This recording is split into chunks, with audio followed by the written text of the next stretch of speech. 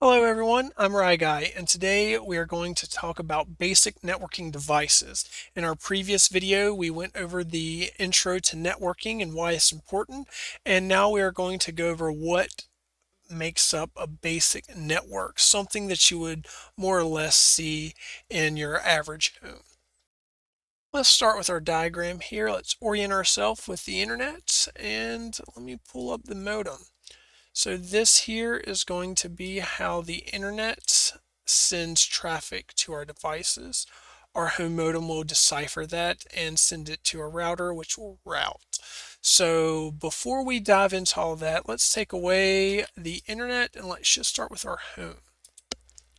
I've pulled up our modem and our wireless router. Our wireless router is actually made up of two more components called a router and an access point. Sometimes you will see, or your ISP may even give you a 3-in-1 or a home modem Wi-Fi router. So not only do you have a modem, but you have a router and access point all in one device. The most common that you'll currently see is going to be the layout here, which is a modem to a home router. This will be plugged into a port of the back of your router. So let me go ahead and pull up a router.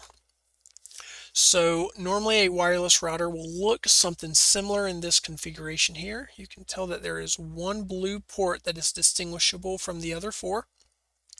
It is labeled Internet or WAN. WAN stands for Wide Area Network. This is plugged into your modem, which sends all of your information from your router that is routing the traffic to your modem through your ISP to the internet. Then we have ports 1, 2, 3, 4. These ports are used for your LAN or local area network. These are for wired devices to communicate to your router through a wired means. So let me go ahead and remove this router. And we are left with our router and our access point. Normally, on the back of the router, as you saw, there is a switch for your local area network. Those are ports 1, 2, 3, and 4 that we saw. So we are going to pull up a switch. This switch is going to be depicted of what was on the back of your router. Now, you can have a separate device as a switch. So let's not confuse those two devices. They are the same thing, though you can have multiple switches. And as we get further along, we'll dive into how you add more switches or how you increase your wired network capacity. So let's pull up a group of 3 computers and let's plug all of these devices into this switch. We need 3 computers with internet connection. So these computers here all send information through this Ethernet cord into the switch. Remember, the switch is a part of the router. So it sends information into the switch. The router then takes it and routes it out of that blue port in this scenario out to the home modem. I do want to make a note that just because the WAN port or the internet port was blue does not mean that it's always blue. Sometimes it's yellow, sometimes it's gray. I've even seen it be red and green. Just know that they are not always colored, but they should be depicted with WAN or internet.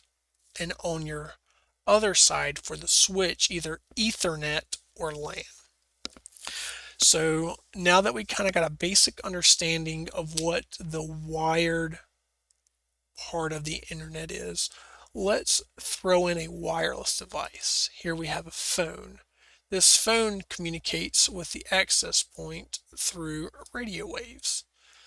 So the phone is going to wirelessly communicate with the access point that then transform these radio waves into a digital signal, which then the router takes that digital signal and sends it out of that internet port to our modem, which goes out to the internet.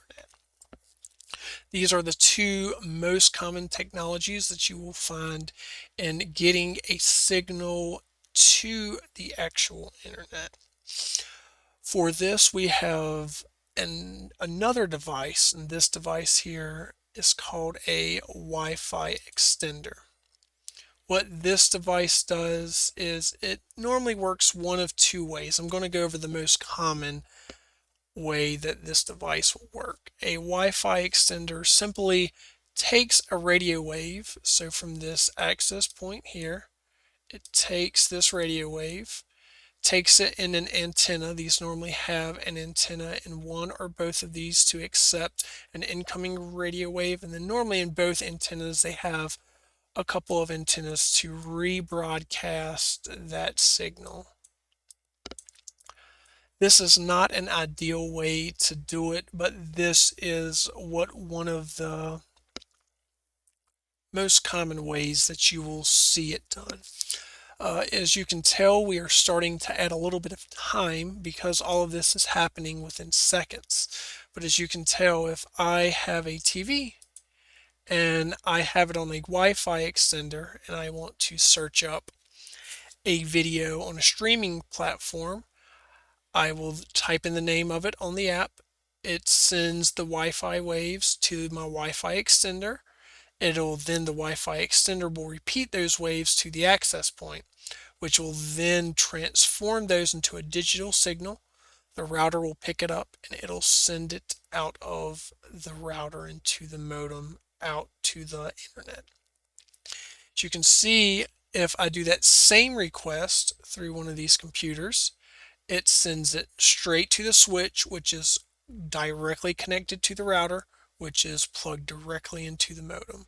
So as you can see, us being wireless is a little bit of a downfall in this situation, but there are ways that Wi-Fi is better, such as range, mobility. You don't have any Ethernet cords, but at the sacrifice of some latency and some speed. Whereas if you are plugged in, cons being you have to have an Ethernet drop, or you have to be able to run a cable throughout your house to plug into it.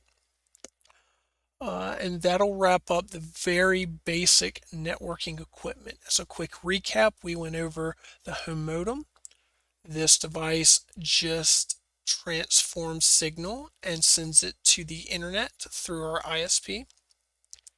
Then we have a home wireless router, which is a router and an access point. A router routes traffic with IP addresses. We will cover that in another video. And the access point, it broadcasts a radio wave wireless signal to some devices. We will cover that more in depth on another video. On the back of this router, we have a switch. This switch directly connects our router to all the wired devices, which happens to be 3 different computers. So all a switch does is this has a direct wired connection to the router, and any information that gets sent to the switch will go out of all of these ports. And we'll make another video of having a discussion about an unmanaged switch and a managed switch. But for the majority of your home networking needs, you're going to have an unmanaged switch. We also went over the Wi-Fi extender and how it takes radio waves and rebroadcasts them. Even though it increases the range of your Wi-Fi network, we see that you'll have a reduction in speed. You maybe even have some dropped packets, and your latency will be increased. That's a quick overview of your basic networking guides. And next video, we will go over IP addresses and how they all work and how the router will route all of this information.